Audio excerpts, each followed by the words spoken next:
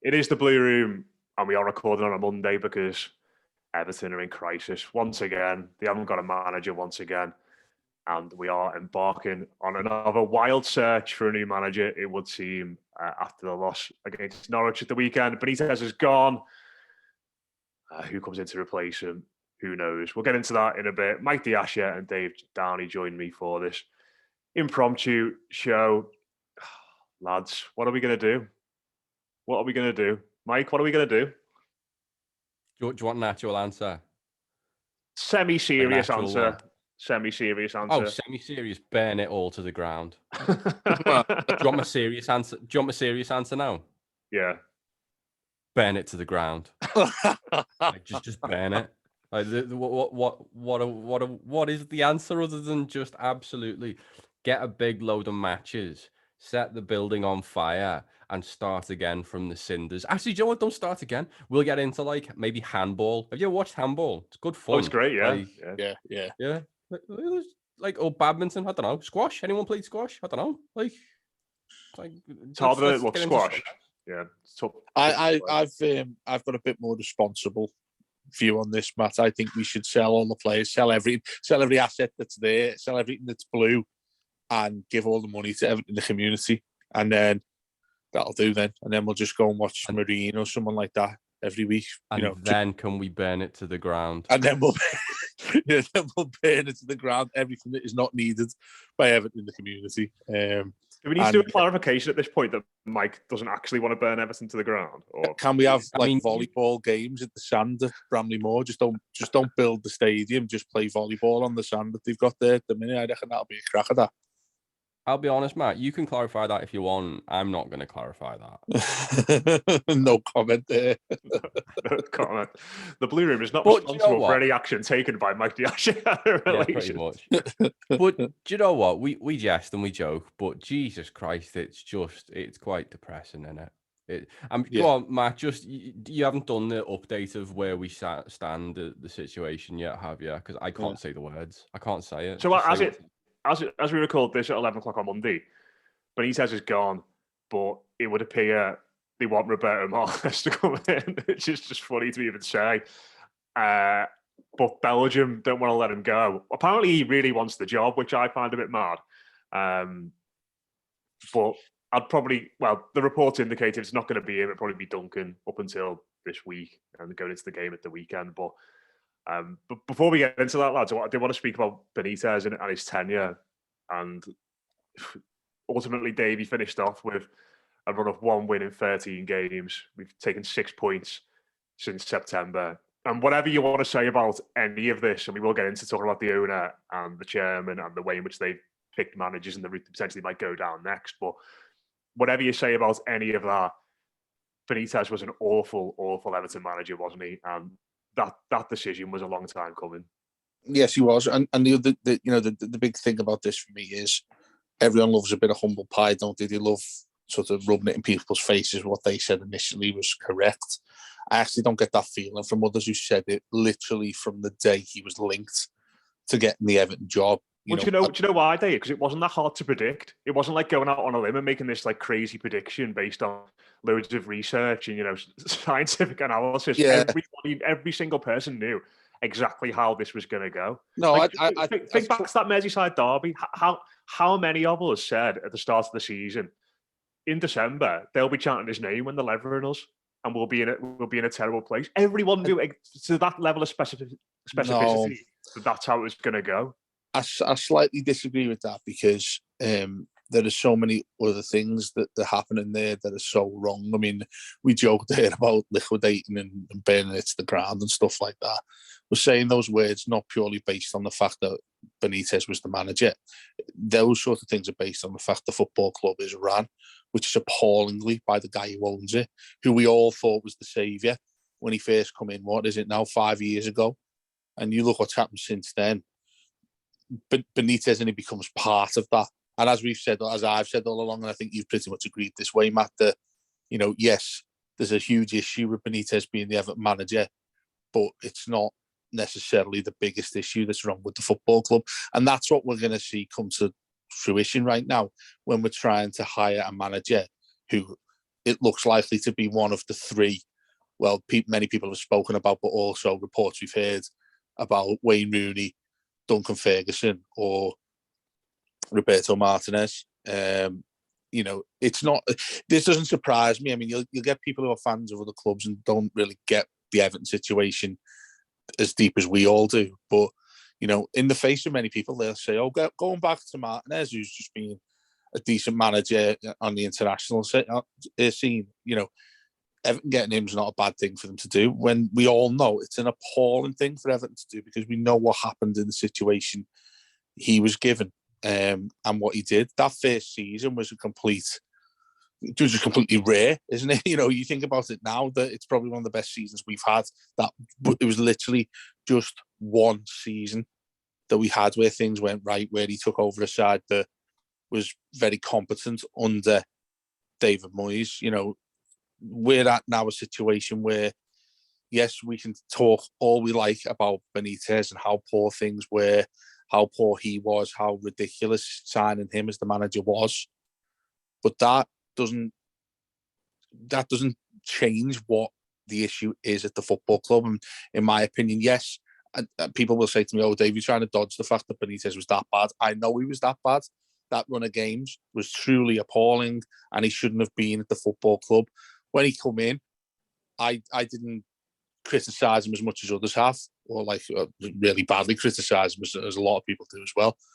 But yes, I would broadly agree that it never should have happened. It's very easy to say that now in hindsight, isn't it? But it just doesn't, and I don't repeat myself here again, but the final comment to make on that is it doesn't show even the slightest issue what's wrong with this football club without Rafa Benitez in charge. Even if he was still in charge, those issues still remain the same. Mike, how do you reflect on his tenure, or 7-month tenure? Did it go pretty much exactly how you expected? Pretty much. Not well.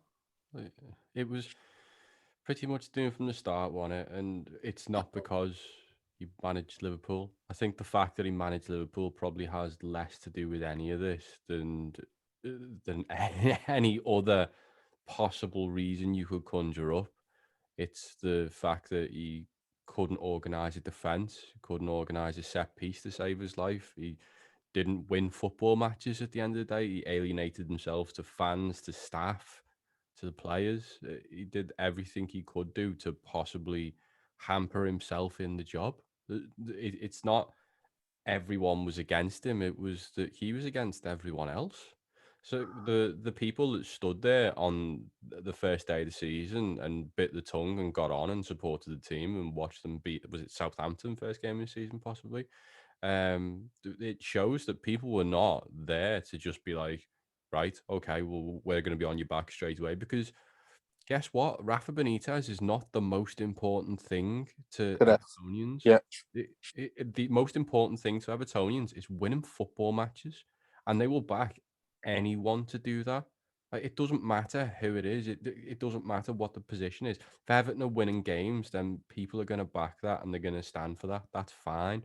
But the problems come when you are this sort of me against the world mentality, but the world is right and you are wrong, unfortunately. And if you prove to be wrong in pretty much every facet of your job, then you're going to get sacked.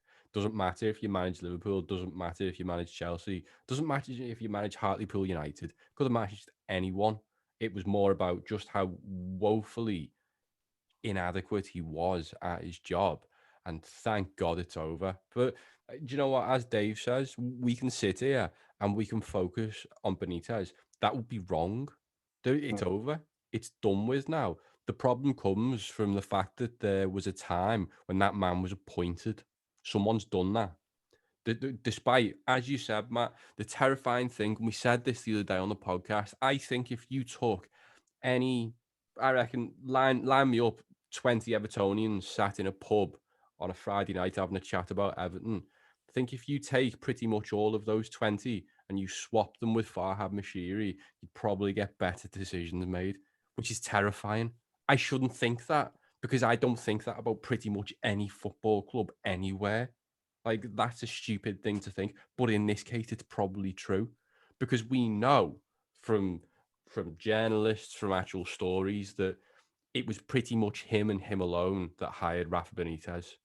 Nobody else was in favour of this. Granted, the board and the recruitment staff weren't at complete synergy with where they were going, but nobody else wanted Benitez. He was told multiple times that this was how it would go, and this is how it's gone. And yet we sit in a situation now where he's about to go back to someone where it's weird, isn't it? Because you go back to a manager usually after they've been very successful, not when they've taken one of the best teams that you've had in recent memory and basically stagnated them in 11th place. It's just it's just terrifying because he'll be told all this again. Be told, well, there was no positives. Like, he hasn't had a club management job since then. He's stagnated in international football. Like, probably hasn't adapted, probably hasn't changed. As we've seen with his Belgium side, still quite powder puff defensively, can attack a little bit, set pieces are vulnerable. Yeah, sounds about right. Nothing's really changed though. Sod it. Well, it's what I want to do this time, so we'll just do that. That's the problem. So we can sit here and talk about Benitez until the cows come home. There's no point whatsoever. This has to be about just how ridiculously Farhad Moshiri is taking this club backwards. It's almost as if he's doing it on purpose now. But the terrifying thing to me is that he's not a Mike Ashley. He's not like that sort of, well, do you know what? I'm actually quite good at what I do. And what I do is basically just creaming a load of money off for me and then just letting the football club dwindle along at about this level. And if they get relegated, then I can bring them back up and that's fine. But they'll be about there. No, he's really trying. He's really trying. And his version of trying is doing this. This is terrifying. This is like incredibly inept. This is like when the Venkies rocked up at Blackburn levels of awful. We need to take a step back and just look at what it was like when he joined to now. The levels of dysfunction have just spread. We've had maybe one or two levels of a little bit of incompetency here and there. We thought, bloody hell, it'd be nice if we just had someone to come in and correct those. Well, no, what he's done is he's just got a big hammer and just whacked it dead hard to try and fix it and made it 10 times worse. It's terrifying. Well, this, if there's ever going to, I don't think this will happen, but if there's ever going to be a time for introspection for Farhad Moshiri, it's surely going to be now, because there is no one left. All that's left now is him and the rubble of a football club. The manager he picked is gone. The director of football he picked is gone. Key players gone in Luca Dean. The scouting department is gone. The medical staff have all gone.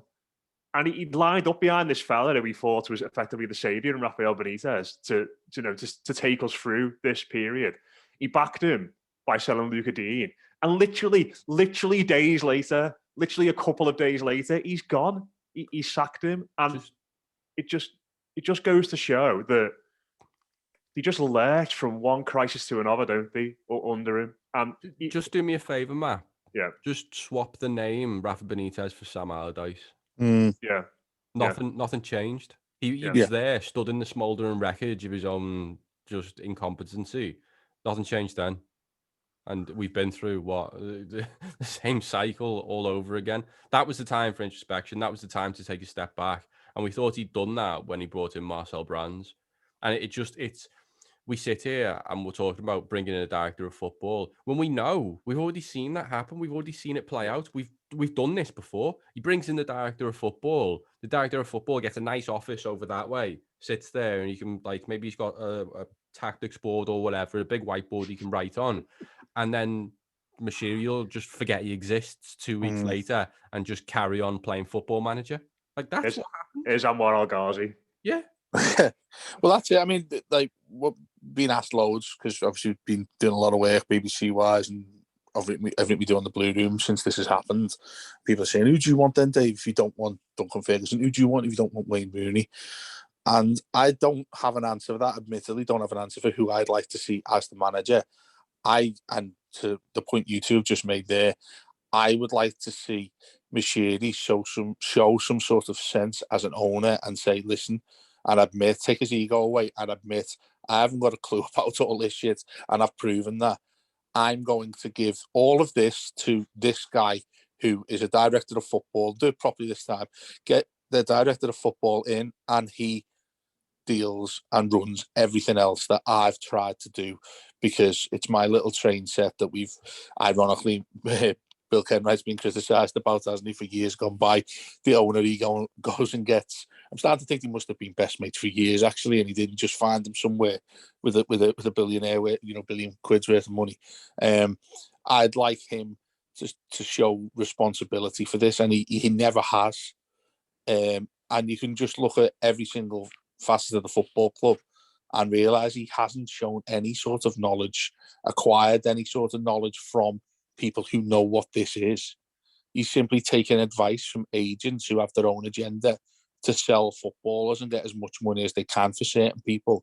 That's why the money he's spent, which, you know, people repeatedly used to say, you can't ever criticise Moshiri because he sorted out Bramley Moore and he's put in £500 million worth of money to sign players that whoever we've had the manager has cocked up. But he's the guy who's done that. People need to realise that. He's the person that has done those things. You know, it's like, you know, could you possibly trust Bramley Moore is going to go ahead? I wouldn't trust anything that guy does, to be fair. And I don't even think it's harsh to say that about anything he's trying to do positively for this football club, because he clearly hasn't got a clue. And I saw quite a few Arsenal fans talking about this with Kroenke. They have at Arsenal, who was so happy that he was leaving because he would never let him have a say in what they do in football business.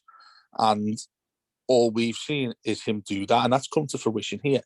And that to me is the biggest concern right now, in that this is the guy that's going to choose who the next manager is, because I don't think he's going to go and get a director of football before he gets a manager in. Now, I'm almost, in my opinion, I'm pretty certain that it's going to be Duncan Ferguson that is the manager against Villa, at least anyway.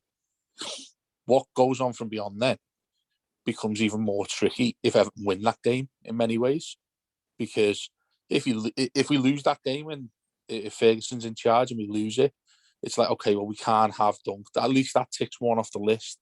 But then you go back to the problem that this guy's still going to be the one that picks who the manager is. What is he going to do? What does he ever think, as a billionaire who's been a successful businessman in whatever it is he's done throughout his whole life? At what point is this fella ever going to think, right, I'm not the right person to be making this decision? And I don't think he will. I don't think people can do that if you've got to that level of ego in life where, you know, if you were to go and question him in person, the first thing somebody like that, I would imagine, would say to you is, I'm a successful billionaire businessman. Why should I not make a decision that I've paid to acquire as well, by the way? And that's why when this guy continues to be the owner of our football club, it's going to be a complete mess unless he openly admits to what needs to change, or that he doesn't know what needs to change and he's willing to let somebody else who does know it in and allow them to deal with it. And that's why Dave, it doesn't end for me. Do you think that the sense of sort of peril and astonishment at the inadequacy of things is permeating through to him though? And do you think he's feeling it? Because I don't. It's one of them, isn't it? Where the more this goes on and the more he continues making these mental decisions where he's seemingly swayed by his mates who are agents and that sort of thing, the more you sort of think, is this just a big game? Is this just a big game for Farhad Moshiri? Is he interested in the football club really doing well, or does he want to just have, you know, flash his cash a little bit, play football owner or football manager in real life, and then get the stadium built and then cash in his chips and do one? I mean, if it feels more and more like it's just a bit of a laugh for him. The club has effectively become a bit of a billionaire's plaything and a vanity project for him. That's spot on. And I think that's why, you know, people on the outside will say, oh, how could Everton possibly moan at a guy that's done these things for them? Well, it really is. Be careful what you wish for. When we've used finances to buy players and make Everton worse, we are actually worse under every penny he spent at this football club, aside from Bramley Moore, which I don't think they can even be included on, you know, the positive side of things that anybody even tries to find at Everton right now, because there's no guarantee that Everton are going to be a Premier League club when that and there actually isn't, you know. And whilst he repeatedly goes back into, well, nobody can dare question me. That is the problem of having an owner who is just, I don't know, power hungry, I would suggest. Even though, like, you know, when he speaks to Jim White and stuff like that, I bet you this, when he's made the decision to sack Benitez, he's never going to publicly admit that it was wrong to do that. Because here's the guy that, just a couple of weeks ago, has said he's going to back him to be the guy who sorts out the recruitment of things and then sacks him. That doesn't make sense, even though it does to us because he wants them sacked. But at only one point will he ever say, oh, okay, that's what the fans want. Well, how often does he go to that well and think, right, what are fans saying? What are fans going to suggest happens at this football club when things aren't going right? I can't ever see a scenario where he ultimately would ever take that serious. Eventually, he might, because he then, after all the ludicrous stuff he's done, will see the problem that we've all banged on about for a much longer time, for an instant time in Benitez's case. Yet he will not budge until he thinks it's the right thing to do. And he doesn't know what the right thing to do is. So while he's still here, you know, he's as much of a problem as getting any manager that you wouldn't want at the football club right now. Well, and we've got to stay in the Premier League under all these circumstances. I don't think there are many managers you would look at who could guarantee you 21 points. Probably less, isn't it? You look at the table, it'll probably be 34, 35 points maybe. I tell you what, I think we're in real trouble, because especially if you look at some of the sides below us, we've got games in hand and stuff like that. You look at Burnley, if Burnley has a game this season, they've got to go and do all that, and they're bottom of the table, and we've got to play Newcastle twice, and Norwich have beat us. So, you know, this is when people are talking. I know we'll go on to this conversation now, but this is when people are saying, oh, you've got to give it to Big Dunk, you've got to give him his chance, you've got to give him it's a lad who's caretaker. I've been a caretaker for the team for 4 games, and that's it. And it was lovely and emotional and sentimental for all of us to watch him with his band on and all that, and his nice watch, all of that stuff. It was lovely. It was really nice. We love all that sentiment. I personally will always say I can't stand that, when in reality I actually do. I loved it. I loved it when Rooney came back and made that thing we were talking about, Matt, about the thing that we could potentially be playing if he had to be manager. Well, I love all that. I'm a big softie. Most people are like that. But when you're talking about he was a caretaker, we knew he was a caretaker, and we knew that it wasn't going to stick. That wasn't going to be the manager of Everton just because he walked off 5 points in 4 games against some really big teams in the Premier League, admittedly. Now, people are saying, well, he's earned his opportunity. How has he earned his opportunity? He's got the qualifications. Me or Mike, with a fair bit of quid, could go and get those qualifications if we wanted them. We can go and buy them. You can physically go and buy them. Do you know what I mean? And run a course and whatever. That's the credential he's got right now. And I'm not trying to slate the lad, because if he does come in, which I think he probably will, we'll back him. Absolutely, we'll back him. And I'd love him to do well. But this is about getting the club to stay in the Premier League and then sorting it out in the summer. And by sorting it out, that means Moshiri, you can't say to him leave because he owns the thing, but he badly needs to have a look around and see what everything is like around that football club and understand that it's not him who should be making the decisions that he's decided that he's going to be the one that makes. And he's been a disgrace. He's been an absolute disgrace. Well, I think that's sort of the issue, isn't it, Mike? That it does with Moshiri. It feels like we are sort of trapped because, you know, he does own the majority of the football club. He is the fella making the decisions, and it doesn't really feel as though there's an urgency in the fan base to, not literally, but, you know, metaphorically drag this fella out by his heels in the boardroom and say, you know, get out of this football club. You're running us into the ground, probably because of the stadium. You know, we saw it a few weeks ago when people tried to organise a protest on 27 minutes and walk out. The majority of people stayed in and, you know, almost, you know, took the piss out of those that went down. it just sort of feel as though that Moshiri is keeping us in this endless loop, and it's hard to see a way out of it, really. Oh, completely. I don't think there is a way out of it, unfortunately. As Stan Kroenke has made quite clear at Arsenal, if the fella in charge is quite happy to be in charge, then he will stay in charge. If he's enjoying himself, then, or as Mike Ashley showed, if he's enjoying himself, then he'll stay in charge. Second, he doesn't enjoy himself, yeah, then maybe he'll try and sell. But before then, no, this is mine and I'm going to keep it. That's the way football is, unfortunately. It's soul destroying. It's awful. It's horrible. But that's what we have to deal with. I agree completely with what Dave's saying about Duncan Ferguson, to be honest with you. The idea of giving someone their first permanent job in management at a Premier League football club, is it not just me that sounds completely ridiculous too? Like, that's not how it works. I'm sorry, but just because you have stayed behind managers and learned things from them, obviously, it doesn't mean you are ready for that. I've said it for years now. He needs to go and take a managerial job. Yeah. I would much rather have Wayne Rooney take the job because I can see evidence of him doing well in a bad managerial situation. Like that to me has more sustenance, even though it's over a shorter period of time than Duncan Ferguson has been involved in backroom staff. He's still got evidence and a portfolio there. He's basically just turning up to a job interview with a blank portfolio. Like there's nothing on it. Will people be saying, Mike, that 2 years ago he did something similar and got Everton? What was it? 5 points over the course of 3 games. It was, yes, it was 5 points, and it was lightning in a bottle, is what it was. That atmosphere against Chelsea was unique. And do you know what? I'm sat here and I'm thinking, if there is a side right now that you could get that against, it would be Steven Gerrard's Aston Villa. That's the one thing that I'm sat here going, Luca okay, Dean's Aston Villa.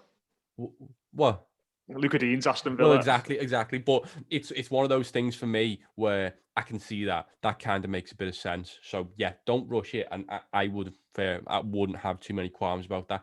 But as we saw with the football after that moment, it was quite dire. It was quite poor. Do you remember the first half against Leicester City in the cup? That was terrible. Like truly terrible. But again, it was lightning in a bottle, and it was blood and thunder that got them back into that tie, and a bit of absolute top quality from Leighton Baines.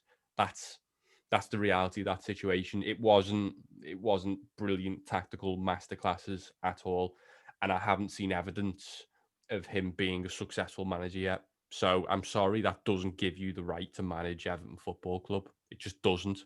You've got to go and do it somewhere else. Imagine the Reds just giving the job to Steven Gerrard if Klopp decided to leave, a year and a half ago. Doesn't happen. Just does not happen without him having any sort of expertise before he goes to Rangers. Villa aren't giving him that job without him being at Rangers. You don't just get jobs. Look at Frank Lampard now, still struggling to get Premier League jobs because he just had that job at Derby, and then Chelsea went, okay, we'll give you a go for a bit. If that's his only portfolio and he suddenly thinks he's at that level, he's not going to get them jobs. So why is this one right for Duncan Ferguson if he has no experience whatsoever? It makes no sense to me. But I agree with what Dave's saying. It's between 3 people at the moment. It's going to be Martinez, it's going to be Ferguson, or it'll be Wayne Rooney. And if you offer me the choice of those 3, I'm probably taking Wayne Rooney. I mean, how insular is the thinking at our football club, by the way? The 3 possible prospects are someone who's already managed us, someone who played for us, and someone who's done both and is at the football club currently.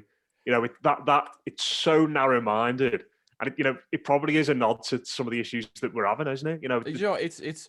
It's talk again, like of obviously you got Greg O'Keefe at the Athletic, who's also said that Lucien Favre is on the short list.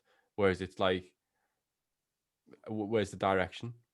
Like you have Roberto Martinez, the big possession heavy, just want the ball, will take the ball, brilliant, yeah, phenomenal. Then you have Duncan Ferguson, blood and thunder, lightning in a bottle. You got Wayne Rooney, whose style still is yet to become clear at Derby, and you got Lucien Favre, who's mostly known for good, speed, quick counter-attacking teams. It's just They're all different again. It's the same as last summer. It's the same as the time before that. It's the same as the time before that. But you just know that those names on a shortlist have just been lashed there because the names left over from 3, 4, 5 years ago. It's the same. We always had Ralph Rangnick appearing on the same shortlist. Vitor Pereira appeared on the same shortlist. Marco Silva appeared on loads, and Roberto Martinez has appeared on loads. They just have this back catalogue of the same crap names that they will lull over and then occasionally go, oh, actually, we looked at that fella and he spoke all right that one time 6 years ago. We'll just, we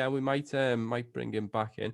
But it's just ridiculous, isn't it? Like you say, Matt, it's so insular. It's just, I can't believe that this is a Premier League football club. They deserve to be relegated. If you are running this way, you deserve to be relegated, and it is coming. Whether it is this season or whether it's next or whether it is the season after, with this ownership and this direction, relegation is coming. This is terminal decline. There is no getting out of this unless, as Dave says, the Farhad Moshiri has a bloody Christmas Carol sort of night, wakes up and is told like, oh, actually, what day is this? Oh, it's Christmas Day, boss. Well, I'll leave Everton alone now, shall I? It's just, unless that happens, there is nothing good going to happen. Yeah. And that is just so damning to say, because you could bring in the right manager, but the right manager will be wrong because the owner is so toxic that he makes everything wrong. It's just, there's still no head of recruitment. There's still no director of football. There's still no proper board. There is no one on there that says no to the man now. Like, he got rid of his strategic review was to get rid of the one fella who disagreed with him and told him his decisions were a load of shite. What do you even say to that now? Now it is literally just, right, this is my train set. I might stick it into a vat of acid if I want. Yeah, Farhad, you crack on with that, matey. There's no one there to say no anymore. It is truly like Scrooge, isn't it? We feel like Bob Cratchit, Tiny Tim under Scrooge. Do you know what I mean? We actually want our lives to become a lot better as Everton fans, yet this fella's refusing to change unless he gets some sort of epiphany from somewhere, and that's not going to happen. It is absolutely not going to happen, and I completely agree with you, Mike. I think there's the time is coming where Everton go down. That is going to happen if this continues, because yes, okay, we might not go this year, but if he's still there continuing to manage and own this football club the way he does, failure is only ever going to continue in dire straits. We're going to go down at some point if it continues like this.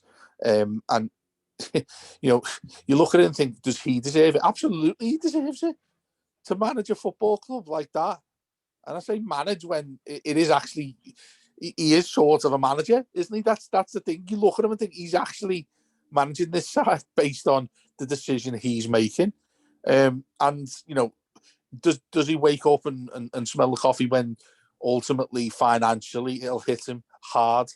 Because if Everton win a Premier League club, the money he makes, or whether he earns money from Everton, but he will lose money from Everton if they go down, is at that point where he thinks, I'm out of this thing, which I'd prefer actually if he left or looked elsewhere, and so we have a different owner and a different leader at the football club. Is he going to go down that route? If we go down, there's a point where he will cut this. We need to worry about how far down the rabbit hole this goes before he decides that either he changes how he is or he leaves the football club. And by the time either of those things happen, I think it'll be far too late that you are able to look at Everton as a Premier League club that plays in its brand new stadium. I mean, does that even happen if we got relegated? Would that happen the way in which it's expected to happen right now? I don't know if like the funding sort of ring fenced or whatever, but even if we don't go down, like it's just like we've got 2-3 years left at Goodison. He's that bad. He's that bad of an owner that you can't celebrate that there's a positive future coming via Bramley Moore. That's how bad this has gone. There are times when Everton have lost games, and the club have done it. The PA, the club have tried to sell it, haven't they? When we've lost, or we've sold players, or whether we've lost games, or had been on a poor run results, there's always been, check out this brand new picture of another piece of sand at Bramley Moor, and everyone's gone, yeah, at least we've got that. At least I've got that little diamond in the back of my mind that is the thing that makes Everton better. There's not even that anymore.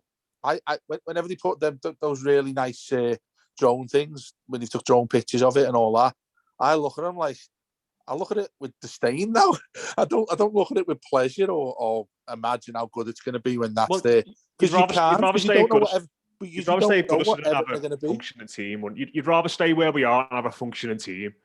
You know, what's the point in going to that stadium if we've got a team and a manager that we all hate, who's been appointed by a fella who hasn't got a clue? You know, there's 2-3 years left at Goodison, and this is what we're watching. You know, this amazing place, this unbelievable horrible indictment for Goodison as well, Matt, isn't it? That's from saying goodbye to Goodison when we're in the Championship. Can you imagine that? But like you look at it, and obviously we're not at this point yet, but the last season West Ham had at Upton Park, and the last season Tottenham had at White Hart Lane, 2 teams to move in recent years. They had an amazing time. You know, West Ham had Payet that year, and I think they finished 7th in the table. They had so much fun. At home in that last game. Yeah, Spurs went through the entire season, I think, without losing at White Hart Lane. They had a dynamic manager with young players who were hungry and pressing on. By the looks of it, what are we going to have? We'll have Dwight Gale and Jordan Rhodes up front. Yeah, we'll be playing in the Championship, League One. Yeah, it's just sad, and that place deserves better than that. To sit there and think, you know, I know we all joke about it and stuff, but how sad is it that we as fans and lads at the age we are going to the game, being lucky enough to potentially be at Goodison Park for the last game there, the last season there, the last goal there, and none of us really want to be there. Yeah. No one looks forward to going to the match anymore. It's an absolute chore because the football club have drained all the enthusiasm out of us, and it's just really sad that the Goodison Park is you know, we're counting down the games now until we move away, and you'd rather be anywhere else. Count down the games until it's summer, and it's 6 months. It'll be 3 months before we actually watch them again. Do you know what I mean? Yeah. It's like a lot of fans say this to me, and I'll admit I've said it where, oh, you know, why do you keep bothering with your season ticket? A lot of that has been because I'll have a ticket in the new arena. Do you know what I mean? And now I'm not looking forward to that. Genuinely not looking forward to that. Yes, it could flip in the click of a finger if Everton go on a run and things start to turn around and get sorted by whoever's in charge. You know, I had a lot of chat on Twitter about Duncan Ferguson and me not wanting him anywhere near being Everton manager. I don't want him to fail. If he gets it, with all of my heart, I want him to succeed. I want him to become what everybody seems to think he is. It's the lack of evidence that scares me. We have no idea what this fella could do, other than the 4 games he did as a caretaker, where, well, he got 5 points from 4 games. You know, it's so risky. It's such a risk to go down that line. And then the people will say, oh, well, who would you go and get then? Who'd you go and get? Who'd you go and get? Well, I hate to bail it out a little bit, but it's not down to us or me who choose who the next manager is. I wouldn't be spot on if I picked who I would choose, who I'd go and pick. It doesn't really matter whatsoever. The big concern is that it's Farhad Moshiri who is going to do this and going to go and pick somebody. The thing is, Dave, when you're in this position, anyone's a risk. When you've got a team this bad and out of form, and you've got a fan base that's so fractured and divided, any person you put in there is a risk. But apparently, like, the person that they want just to finish this off is Roberto Martinez, like I said at the start. That is just insane, isn't it? To look at this group of players and to look at how things ended for him, and like you said, the fact he's been out of club football for so long, that would be, even for Farhad Moshiri, that would be a, wow, what on earth are you doing sort of appointment for me. Yeah. On the plus side, he's only the second worst appointment that he could possibly make right now. But against that, he's just sacked the fella who's the first worst. So, you know. Things are getting better then. It's one of those things that it kind of makes you think that Moshiri is a Jim Henson puppet and this is all a Truman Show experience. Like, it must be a social experiment to see how far you can push a fan base before they snap, because it's just, you couldn't do more to, if he sat down in a room and go, right, so this fan base is currently probably the most divided it's ever been. We need a lot of unity here. But if I was going to pick someone who would completely fracture that even further and make it even more divided, who would that be? That man's probably Roberto Martinez. It baffles belief that you would sit in a room and think that is a good idea. I mean, let's be honest. We all know where that name has come from. It's come from Bill Kenwright. Like, that is where the name has originally come from, because he's always loved them, never wanted them sacked in the first place, still maintained a good friendship with them. Yeah. And has always said he wants to bring them back. It's romantic. It's typical Bill, and it's utterly just. Well, it's fantasy, isn't it? It's fantasy. You know, you can see why. why. The irony? I was going to say, do you know the irony and all that what you're talking about with Bill liking Martinez and stuff like that is the name David Moyes has not been mentioned once, and the irony is that he's actually doing a good job.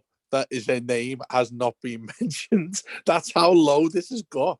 That nobody's saying go after Moyes. You can't get Moyes because he's doing well at West Ham. That's how poor this has been. Why isn't Bill, of all people, saying, I'm going to give Davy Moyes a ring? Because he knows David Moyes wouldn't touch Everton right now. Well, Graham Potter did the same yesterday, didn't he? Graham Potter was very quick to rule himself out of it yesterday. There was some reports linking in with it. He was like, actually, do you know what? Nah, not going anywhere near that. Yeah. Any manager, he's ruined his career if he's doing that. He's ruined his career if he comes to Everton. Yeah, if any manager in any sort of stable job, especially in the Premier League at the moment, why on earth would you come to the worst run club in the country? Why would you do that? It's not going to happen, is it? No. How do you feel about Martinez, Dave? Look, I don't even want to say he's a nice fella, to be honest with you, because he is a really nice fella. As was it doesn't matter. I know, that's what I mean. Yeah. These things don't matter. I'd rather he be a bit of a knobhead, to be honest with you. It's like the Seamus Coleman caveat, isn't it? He's a nice fella, but... Again, that's another conversation I had. Why didn't Patterson play ahead of Coleman? Because Coleman is finishing, isn't he? Let's be fair. As nice as the guy is and as loyal as he's been and all that stuff, and he's been great. Like Baines, he's in a position that I look at where I think he comes on if needed. If required, he'll sit on the bench. If required, get him on for the last 20 in a game or whatever. If there's a really desperate injury crisis, and you sort of, a lot of our fans, the sentiment thing will rip you for saying that. But where do Everton? How far do Everton go if James Coleman's still playing 30 odd games as a right back? Everton aren't finishing in the top of the top half of the league if that continues. And I don't mean to insult them by saying that, but it's the truth. And that's what you look like getting in any of these guys, particularly Martinez. And like I said, I'm going down the sentiment line. That first season under Martinez, I'd probably go as far as saying that's the best I've felt as an Evertonian at certain games of that. I remember that, the one that sticks in my head, Villa away, when we had Lukaku and he absolutely ripped them apart. The players he signed as well, briefly, albeit for, Alcaraz and stuff like that. He signed players that were really good for us. Gareth Barry wouldn't be at Everton without Roberto Martinez, probably. McCarthy, getting Lukaku in. All of that happened under him. I can understand, and this is how far I will, just as far as I will go with this, I understand if people remember him well and say, he did a really good job. Like I've said, brilliant season, probably one of the best I've seen as an Everton fan at the age of 34 now.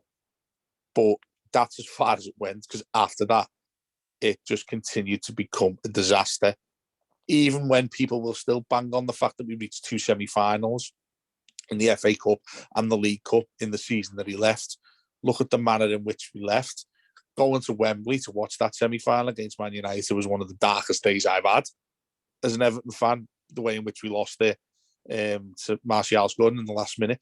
All of those memories come back really dark, to me personally anyway, apart from that first season. Could he replicate that? Absolutely not. There's no way he could replicate that, because how Everton go and sign players. Do you think if this happened right now and the Lukaku we had was back at West Brom like he was at the time, on loan from Chelsea, do you think this Everton right now could go and get that and allow that to happen? Absolutely not. He wouldn't come to Everton even if he was on loan at West Brom. Absolutely no chance. That's how low this has gone.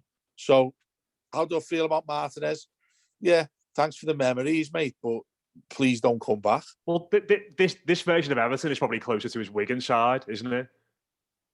That's a good point. Yeah, I think that's a really good. Are you okay, Mike?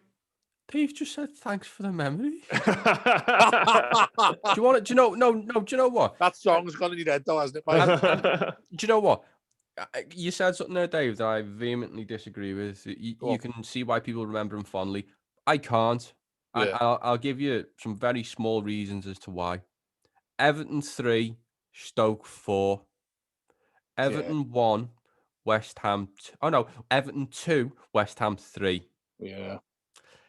Bournemouth That's without 3, even thinking about one of the derbies as well. Everton 3. And do you know what? Take your pick with the derbies. So whichever one Liverpool scored 4 in. Do you want to do the one where Klopp was laughing his head off, or like doesn't really do that matter. thing where he was tossing his fingers in the air, all that. Yeah, like Lucas Leighton nearly scored a whopper. It was genuinely one of the most embarrassing times to be an Evertonian. How spineless, how woeful that team was, and that was all because Roberto Martinez was given more and more and more responsibility as his tenure went on, and as that team became more his team and less of David Moyes' really organised defensive unit, it became an absolute clusterfuck. It was useless. Yeah, it was defunct as a football team. It did not function as it should have, and he became more and more insular and more warped. Do we not remember the infuriation anytime the man would speak about the utter fantasy that would fall out of his face? It was like there was a rabbit in his head working the controls, just picking words at random and phenomenal in every seventh word. Do we not remember this? Like Tim sticking with Tim Howard. Do we not remember the talk of them booing themselves in the changing room? Like, has everyone just forgotten how utterly mind-numbingly vile? Do we need to go back and discuss Umar Niasse being signed, legging it round the pitch in a pair of jeans, and then discussing his wrist for like 5 weeks on end? Really? Do we actually need to go back and do all that again? It was a sore wrist that got me. Do we need to talk about Farhad Moshiri being accosted on the train on the way home to London, being told to sack him on a weekly basis until he sacked him? Do we need to talk about losing 3-0 away at Sunderland and everyone being fucking made up? We lost 3-0 away at Sunderland, buzzing because Sam Allardyce is dancing. Like, that happened. And then he came to us. That all happened. Was that the Lamine Kone brace game? But we tried to sign him. But you've just listened. You've just listed the one thing that Moshiri actually listened to us about was binning Martinez. Again, there's ironies going all over the place here, isn't it? If he goes and signs the fella that he sacked because we all told him to, Dave, and now he won't listen to anything we say. Dave, we've paid him over £10 million not to manage Everton Football Club in the years since he's left. Like, I feel like I'm taking crazy pills. Get Cuban back. Like, I can't even entertain just how ridiculous it is. It's terrifying. It is nuts. You would genuinely cry if you didn't laugh, wouldn't you? Just the Bournemouth game. The 3-3, and I remember, I think it was 49 days later, we did exactly the same at Chelsea. Scored to go 3-2 up in injury time and still didn't win. Unbelievable. Yeah. Funes Mori as well. Yeah. I'm just going to quickly rattle through some of the, obviously put a tweet out to ask people, what do Everton do now? And, thing up there, wasn't it? Frank McKenna said, if you successfully answer that one, lads, there's likely a vacancy at Downing Street that will need filling soon. Mike Blakey said, Championship will be loads of fun. Imagine losing in the playoffs 4 years in a row. Dave Sullivan, the club is systematically broken. It is very obvious now that we have multiple people trying to wrestle control from each other, clearly divisions at board level, and have a divided dressing room. The solution is complete overhaul, but it won't happen. So aim is to finish 17th. An obstructive use, attempt to create some form of unity and bring in some much-needed positivity to the club. Avoid, in capitals, making it another ridiculously divisive appointment and bringing more completely unnecessary hostility and toxicity to our football club. That's absolutely spot on, in my opinion. Jim Keegan, fold, settles free. Les Roberts, fold. Wayne Brown, plan for promotion. And Paul Dwyer, I think, sums it up very succinctly. They haven't got a clue what to do. So he is very true. That is where we are. We'll have loads more this week as Everton flounder around looking for a new manager, crossing our fingers. Just before we finish, Matt, who do you think gets it then? I think Ferguson. I think it'll be Ferguson for a bit, and then they might look at Rooney. For a bit, though, this is the problem. People have said that to me. I want Ferguson for a bit. Can you really afford going for a bit when you're in probably a relegation fight? I think I think they'll do what they did last time and effectively wing it. Do you remember when Ferguson was in charge last time? They have to announce it every week. Before every game, there was a statement saying, "This is who's going to be the manager today." I think it'll be like that again for a bit, and I think if he can get a couple of wins on the board quick, they might just let him have it to the end of the season, and then hopefully it won't happen, but hopefully they can go and get a director of football who they trust, and the owner will just let that person crack on with the job. But I think they're going to spend about the next 2 or 3 weeks arsing about with Belgium trying to get Martinez paid off and out of there. They're going to realise that isn't going to happen because it's a World Cup year, and then they're going to panic and probably keep with Ferguson for a while. And at that point, they'll probably go crawling to Rooney at Derby. Well, that's what their journalists, they were really close, as you know, Christophe Taford, isn't it, Matt? He said already that the FA at Belgium have said they don't want him to move anywhere because they've got a World Cup coming up in 10 months' time now. Do you think Everton would go on bended knee to Martinez and say, you can do both jobs? I don't think he'd be allowed to do that by Belgium, fortunately. But yes, I could see that happen. Do you like in footy manager where you're playing and you have an international team and a club team at the same time? Michael O'Neill at Stoke had happened with him, didn't he? Yeah. He was managing Northern Ireland and Stoke at the same time. Imagine managing Everton and Belgium, going from training our lads to going to work with some of their players every so often. Oh my word! Like doing 2 different sports. Training with Hazard and De Bruyne one day, next day getting up to Tom Davis and Alan who can't run properly and stuff. I'm sorry about that, but yeah, that I mean. Look, anything's on the table, and that's the really worrying thing. There's literally anything possible with the clown we have who's in charge of the football club. And yeah, until he goes, do we want him out? Yes, we do want him out. But you know, are we with that desperate? You want him out to have a new owner come in? Who I'd be really, really cautious about him spending money at this football club. To be honest with you, I'd just settle for him acting like an adult. I'd just settle for him being normal. Hang on, this has not worked. Do you know what, lads? I've absolutely screwed the pooch on this. I've knackered it. So do you know what? I'm going to finally defer to people who know what they're talking about. I'd love them to really Jim White. Do you know, just one other shout we've had just come in, and I've seen Neil on Twitter talking about this fella a lot. I don't know if you'd be up for this, Mike, but shout for this is from Chris Madrid saying go all out for Valverde. He's a top level manager with a proven track record. It's an obvious choice that nobody has mentioned. They went so insular. If they weren't so insular, I think that would be a smart one. Yeah, I'd be happy with Valverde. I wouldn't hate it. But you know, I've said it for years. I said it after Koeman was sacked. My number one choice still remains Lucien Favre. It's the obvious choice to me. Has trouble getting a team out of this. Has experience of getting a team out of this position before. And just is a very good manager. Seems to overachieve everywhere he goes. Plays nice football and seems like a nice fella. So if you want your managers to be nice fellas, then there you go. Great, that one ticks your box on it. But yeah, I'm not even enthused saying it anymore because I've said it for that many years that it's just never going to happen. It's not going to happen because it's too sensible a thing for them to do when they can sit there and go, well, we could just appoint Roberto Martinez again, couldn't we? Well, do you know what's again? It's quite funny, isn't it, that the board, aside from Moshiri, who's getting all this criticism from us, the board itself must be absolutely buzzing that they're not being spoken of. Who's on the what? Well, how many people are left on the board? Who's on the board? It's just Graham Sharp and Bill Kenwright sat in a room at this point. And honestly, Denise as well. She must be loving this. Denise, she must have a nice time at home. But like, there is nothing. There is no board. It doesn't exist. It's just two mates sat there having a bit of a chat.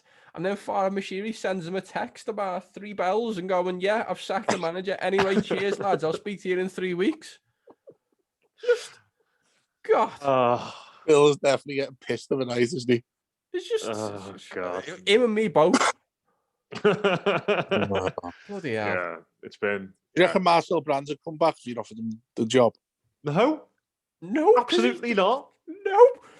No, with with different set of circumstances. I mean, you wouldn't believe him, would you? If Farah Moshiri said, "Come back, I'm going to let you do your job," would you believe him? No, you wouldn't. If the caveat was that Moshiri had basically been given his own hamster wheel to run in and was stuck in it for the next 3 years and we had no way out, I think he might consider it. But unless those were the specific circumstances, I would probably say no, he wouldn't. Put that big hamster wheel on the sands at Bramley Moor and just let him run until Bramley Moor's ready. They should get him one of those big hamster balls, which they just run around in. Oh my God, I know what we need to do. I know. So, right. So, who was that magician who was like big a few years ago, used to do? Was it David Blaine? Yeah. Oh, but I'd say Paul Daniels. Right. No, not him. So we need to get Moshiri right into David Blaine, get him into loads of David Blaine stuff, like the box and all that he has to stay in for 40 days or something like that. Pretty much. Me thinking is, if you get him into the idea of sitting in a box in the middle of the sky where he can't do anything, talk to anyone, or just that's it, then he might really get big into that, and you can just like put him in one of them for a while. And then just crack on. When some big decisions need to be made, it's like, here you go. Go in this cardboard box. Get in the box. 6 weeks. Didn't he stand on drones coming up to film him every day? Didn't David Blaine stand on a big pillar in London? That was it, yeah. Yeah, he did. You know, no, I loved David Blaine for quite some time. Not in a mad way of like being a magic man or anything like that. But that poll, what he did in New York, and he jumped onto a load of cardboard boxes. The one you're thinking of is when he was put in a little glass box that was like 6 feet long or something. And drones kept on flying up, throwing cheeseburgers. Didn't he like not eat or something for like 40 days? Yeah, that's it. Yeah. People, Mackies did an advert where he put a bag of Mackies in the drone and flew it up to him to try and talk. Fair play. That's like old school psychological torture. Yeah. I mean, get David Blaine in. Yeah. Does he still do stuff? I know he hasn't done anything for ages, has he? Oh, we got it, yeah. Get him on a pole outside. Probably more. There we go. Talk about World Heritage status. My God, that would be amazing. I've got his book in our loft, David Blaine. I don't know why. I have no idea why. Maybe he put it in himself. No idea why. It's because you love David Blaine, Dave. What? It's because you loved him. Yeah, that's right. Yeah, no, my mum got me his book. God, dig that out and give it a read. I can't imagine just saying I liked David Blaine enough for someone to buy me his book.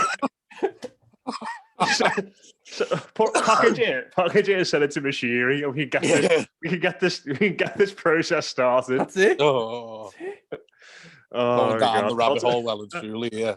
How to make it? Just send it to him in a massive cardboard box.